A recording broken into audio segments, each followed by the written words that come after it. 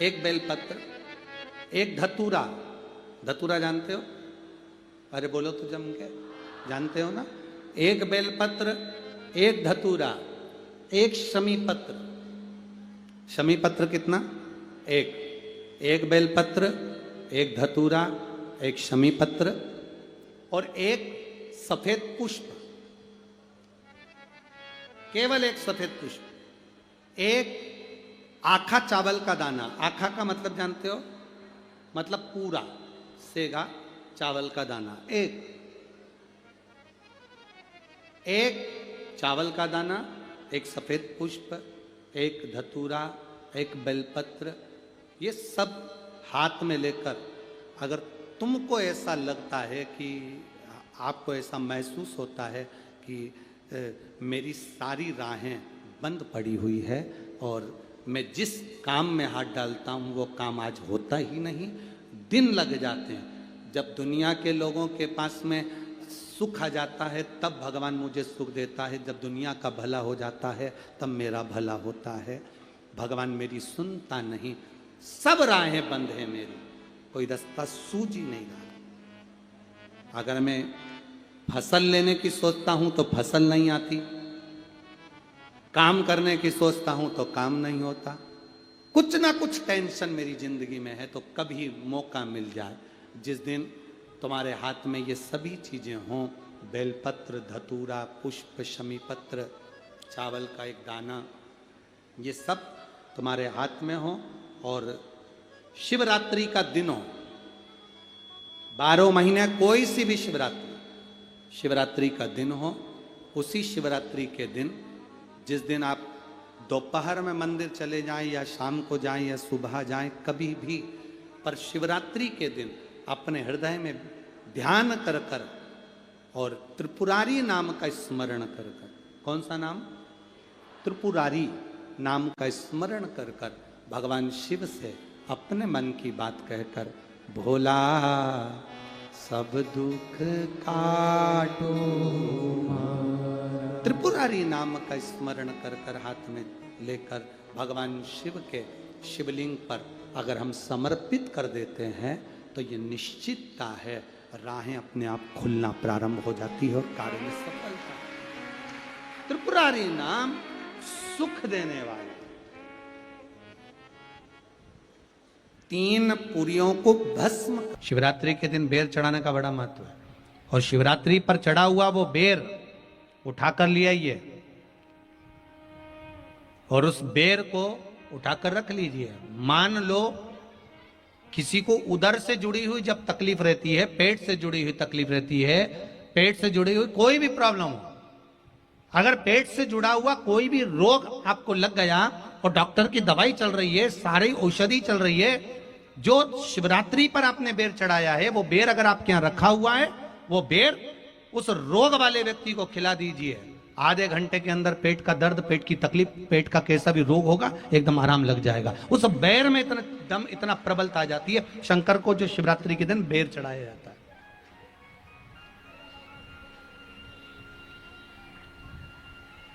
भगवान शिव पर समर्पित हुआ वो बेर का इतना महत्व महाराज।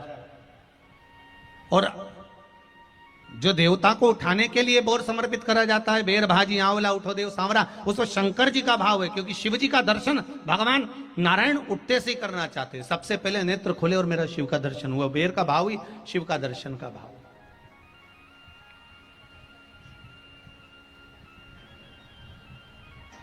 कितनी बड़ी औषधि होगी बेर के अंदर, जरा देखिएगा कि मेरे राम जी शबरी अम्बा के दरवाजे पर पहुंचे। आप लोग भजन में लेते रहते हो, शबरी संवारे रास्ता आएंगे राम जी, मेरा भी धन्य जीवन बनाएंगे राम जी।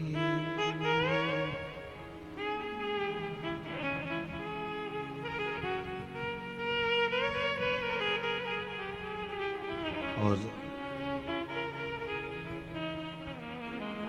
बागों से चुन चुन के वो लेकर आई बेर की टोकरी लाई। खट्टे हों चाहे मीठे हों, पाएंगे राम जी मेरा भी धन्य जीवन बनाएंगे राम जी। शबरी ने राम जी को बेर दिया, राम जी ने बेर खाया, प्रेम से खाया। याद आया पीछे लक्ष्मण खड़ा है, राम जी ने लक्ष्मण को बेर दिए, ले लक्ष्मण ये बेर खा ले। लक्ष्मण जी ने बेर लिए, लक्ष्मण जी ने बेर को देखा तो वो शबरी अम्बा अपने मुंह से झूठा करके दे रही है। लक्ष्मण जी ने बेर लिया, पास में रख लिया, फिर लिया, फिर रख लिया। सबरी जी राम जी को बेर दे, राम जी लक्ष्मण जी को बेर दे, लक्ष्मण जी वो बेर लेके पीछे फेंकते जाए। उठाए फेंका, उठाया फेंका, उठाया फेंका। अब कोई लक्ष्मण साधारण है? जब भगवान राम विष्णु हैं, लक्ष्मण शेषनाग हैं, शेषनाग अगर कोई चीज फेंकेगा तो क्या पास में फेंकेगी? उठाया फेंका, कोसों दूर जाकर गिरा। और वो बेर कब काम आया? जब लक्ष्मण जी को शक्ति लगी, बाण लगा, लक्ष्मण जी मूर्छा होकर जमीन पर पड़े। सुषेण वेद को बुलाया और वेद से बुलाकर पूछा कि लक्ष्मण कैसे उठेगा? तो कहा संजीवनी लेकर आओ। संजीवनी लेने के लिए भेजा। तब संजीवनी लेने के लिए जब श्री हनुमान जी महाराज गए, संजीवनी बूटी जब लेकर आए और लक्ष्मण जी को जो दी, तब राम जी पहचान गए ये संजीवनी कोई दूसरी नहीं है। लक्ष्मण जी को जो बेर खाने को दिया था वो बेर फेंक दिया था, उसी बेर की पत्ती है जिसको निचोड़ निचोड़ कर लक्ष्मण जी को खिलाना पड़ी है। तो राम जी रोते रोते बोले पहले ही खा लेता तो खाना नहीं पड़ती। कोरोना का टीका पहले ही लगवा लेता तो दादा निपटता ही नहीं। लगे तो खाया ही।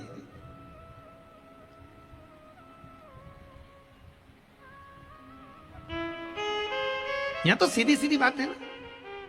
कहा पोलियो की दवाई जन्म लिए बच्चे से लेकर 5 वर्ष तक के बच्चे को पोलियो की दवाई पिलाई जाएगी। पोलियो की दवाई पियो तो हाथ पैर से विकलांग नहीं होगे। बोलो, बोलते कि नहीं बोलते? पियो विकलांग नहीं होगे।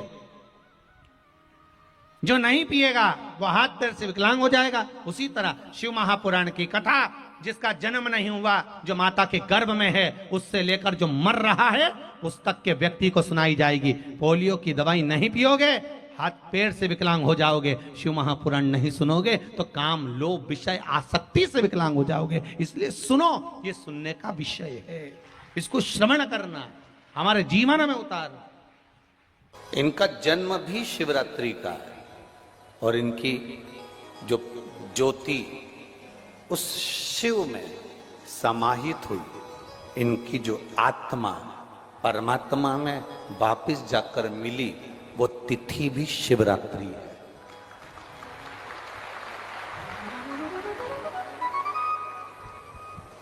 वो तिथि भी शिवरात्रि। इसलिए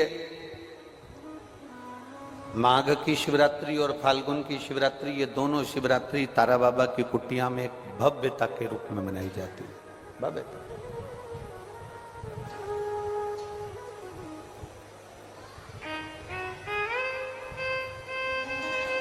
गोविंद जी, दुनिया के लोग कहते हैं कि शिवरात्रि के दिन भगवान शंकर की पार्वती जी के साथ शादी हुई। ये दुनिया के लोग कहते हैं।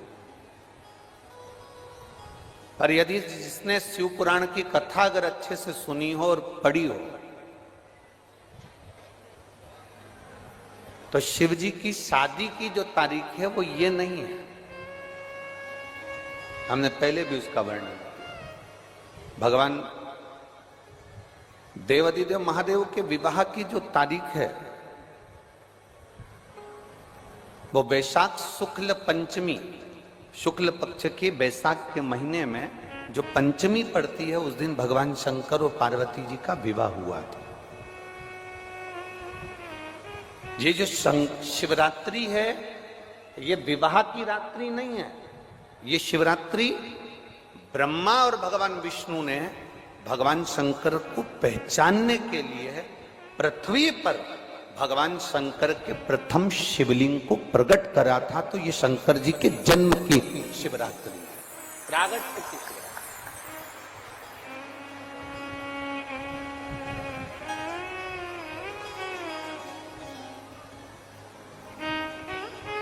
ये शिव जी के प्रागट्य की शिवरात्रि है। जैसे तारा बाबा जी का जो जन्म है वो शिवरात्रि का मान है। ये शिवरात्रि जो आएगी, माघ की शिवरात्रि, जो मूल शिवरात्रि होती है, जिस दिन शिवरात्रि के दिन भगवान ब्रह्मदेव और भगवान नारायण ने भगवान शंकर को एक पर्वत को घुमाकर उनके लिंग की आकृति, उनका स्वरूप प्रकट किया, उनका स्वरूप प्रकट किया, उनका जन्म है। आपसे कोई पूछे कि शंकर जी का जन्म कब हुआ, तो आप बिल्कुल बेझिझक कह सकते हो शिवरात्रि के दिन, हैप्पी बर्थडे टू यू। उसमें तुम्हें सोचना नहीं है। भ्रम फैलाने वाले बहुत भ्रम फैलाते हैं। आपसे कोई पूछे तारा बाबा जी का जन्म कब हुआ, तो आप कर सकते हो शिवरात्रि के दिन हुआ। और आज इस व्यासपीठ से एक बात और कहना चाहेंगे, जिसको अपने जन्म की तारीख ना मालूम हो, जिसको अपने जन्म दिन ना मालूम हो, वो आप नियम बना लो कि आपका जन्मदिन भी शिवरात्रि के दिन ही हुआ है, पक्का। जब परब्रह्म परमेश्वर स्वयं देवादिदेव महादेव शिवरात्रि के दिन प्रकट हो जाता है, उसका शिवलिंग, उसकी आकृति प्रकट हो जाती है, और ब्रह्मा जी ऊपर जाकर मालूम करते हैं, आकाश में बढ़ते जाते हैं, जाते जाते हैं, तो भी उनको शंकर भगवान के शिवलिंग का छोर नहीं मिलता। भगवान नारायण नीचे की ओर बढ़ते चले जाते हैं, पाताल की ओर, और उनके चरण नहीं मिलते, तब हार जाते हैं कि शंकर को पहचानना कठिन है।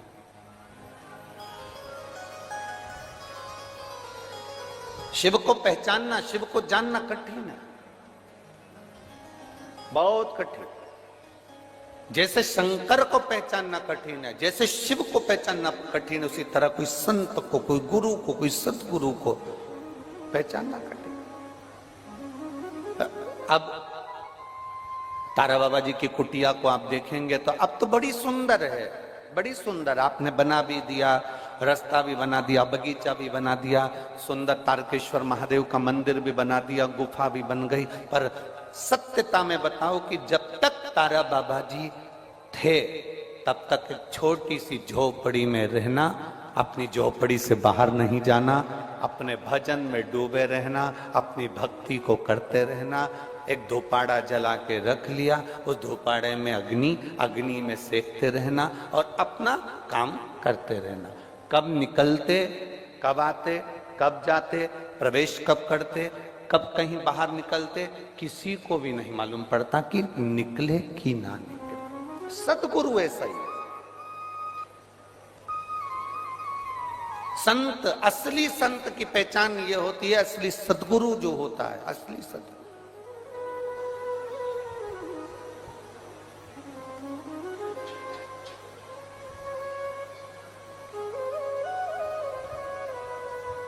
हमने यहां देखा तारा बाबा जी की कुटिया के बाहर से दर्शन कराते हैं, उनके समाधि स्थल के कराते हैं, बाहर से दर्शन, बाहर से दर्शन, समाधि स्थल का जो दर्शन कराते हैं बाहर से कराते हैं। कल रात्रि को सावन पंडित जी कह रहे थे, गुरुजी अपन इतनी सारी जगह गए, कई समाधियों पे अपन ने दर्शन करे, वहां तो बिल्कुल अंदर तक सभी को दर्शन कराते हैं, यहाँ बाहर से दर्शन कराते हैं। हमने कहा इसी को समझ कहते हैं। शिव महापुराण में एक वर्णन आता है, पशुपति नाथ का व्रत करो, 16 सोमवार का व्रत करो, सोमवार का व्रत करो, शिवरात्रि का व्रत करो, चतुर्थी का व्रत करो, तीज का व्रत करो, एकादशी का व्रत करो, पूर्णिमा का व्रत करो, आपका मन पड़े वो व्रत करो। व्रत करने की मना नहीं, पर शिव महापुराण कहती है, शंकर भगवान का चरित्र कहता है कि व्रत करने वाले को सबसे बड़ा नियम एक धारण करना चाहिए।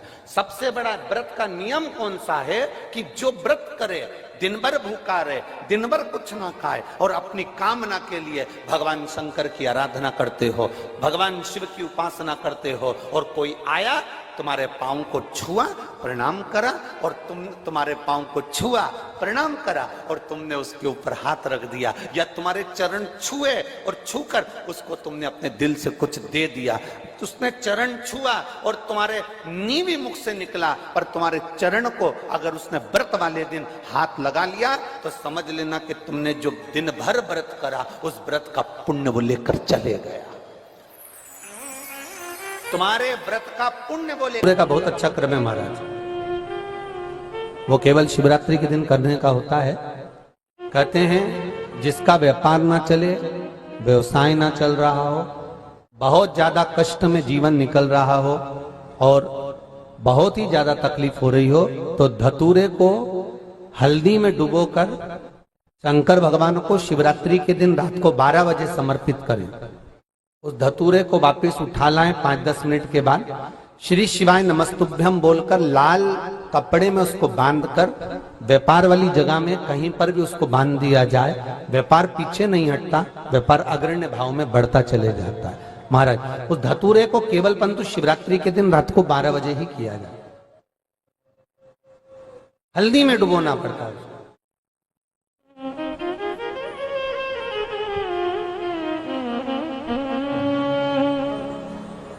यही प्रमाण एक क्रम में और है महाराज जी। लिंग पुराण कहती है, मान लो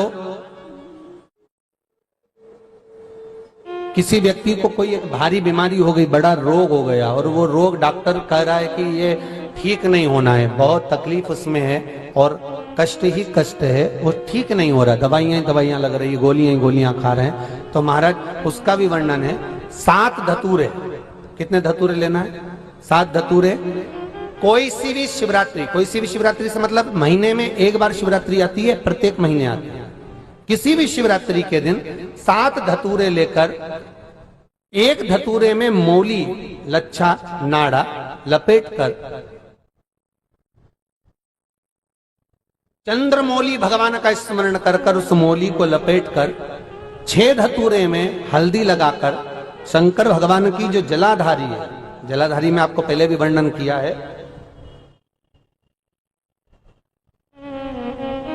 शंकर भगवान का ये शिवलिंग है, ये जलाधारी है, ये भगवान का जल निकलने का स्रोत, चरणारविंद का भाव। शिवलिंग जहां रखा हुआ है ये पार्वती जी का हस्त कमल, जो ये गोल भाग है ये पार्वती का हस्त कमल, जहां शिवलिंग रखा है। जहां से जल नीचे गिरता है उसके सीधे भाग में श्री गणेश जी महाराज का स्थान है, उसके उल्टे भाग में श्री कार्तिकेय जी का स्थान है। जलाधारी के सामने एक मोटी सी लाइन होती है, कहीं सांप बना होता है, कहीं स्थान बना होता है। जो मोटी सी लाइन है ये शंकर भगवान की सबसे छोटी लड़की अशोक सुंदरी का स्थान है। जलाधारी के ऊपर जो 3 टेकी लगी है ये भृगु ऋषि का, भृंगी गण का स्थान है। इसके ऊपर जो कलश है, कलश में जो पानी भरा जाता है वो पानी जो बूंद बूंद नीचे गिरता है ये शंकर भगवान की 5 लड़कियों का स्थान है। जया, विषहरा, सामरीबारी, दोतली और देव, ये 5 लड़कियों का स्थान है। शंकर भगवान का संपूर्ण परिवार शिवलिंग के सामने से, जहां से जल चालू होता है गिरने के लिए नीचे की ओर जब जल जाता है, उस स्थान पर भगवान शंकर के सारे गणों का स्थान है। फिर जब जल बहकर सामने की ओर जाता है, जितनी दूर तक जल जाता है उतनी दूर तक भगवान शंकर के उस जल भाग को ग्रहण करने के लिए 33 कोटि देवताओं का स्थान है। इसलिए उस जल को हम लांघते नहीं है, क्योंकि वहां 33 कोटि देवता विराजमान रहते हैं महाराज। तो जो बीमारी डॉक्टर ने बता दी और बहुत बड़ा रोग हो गया और शरीर में कष्ट है, ठीक नहीं हो रहा, चाहे लीवर से जुड़ा हो, चाहे किडनी से जुड़ा हो, चाहे कैंसर से जुड़ा हो, और मान लो शरीर में कहीं गांठ भी हो गई है और वो मिटी नहीं रही हो, तो महाराज निवेदन है 7 धतूरे, एक धतूरे पर मौली लपेटकर वो शंकर जी के शिवलिंग के ऊपर चढ़ाना। 6 धतूरे, उसमें से एक धतूरा भगवान श्री गणेश जी का स्थान, दूसरा धतूरा श्री कार्तिकेय जी का स्थान, तीसरा धतूरा अशोक सुंदरी का स्थान। महाराज शंकर भगवान की जगदम्बा जी के हस्त कमल के ऊपर एक धतूरा, एक धतूरा जहां से जल नीचे की ओर बहकर जा रहा हो, पानी जिस जगह से नीचे गिर रहा हो बिल्कुल वहीं पर एक धतूरा चढ़ा देना है। उस धतूरे को चढ़ाने के बाद वो धतूरा वापस लेकर आना है। अवधूतेश्वर महादेव का नाम लेकर या चंपेश्वर महादेव का नाम लेकर उस धतूरे को, जो बीमार व्यक्ति है उसका स्पर्श कराकर बेलपत्री के पेड़ के नीचे पटकवा देना है महाराज। धीरे धीरे रोग में आराम मिलना प्रारंभ हो जाता है, औषधियां धीरे धीरे समाप्त हो जाती हैं और व्यक्ति स्वस्थ हो जाता है। ये केवल शिवरात्रि के दिन ही होता। 12 महीने शिवरात्रि आती है, आप किसी भी शिवरात्रि को कर सकते हो, किसी भी शिवरात्रि। श्री शिवाय नमस्ते में भक्तों।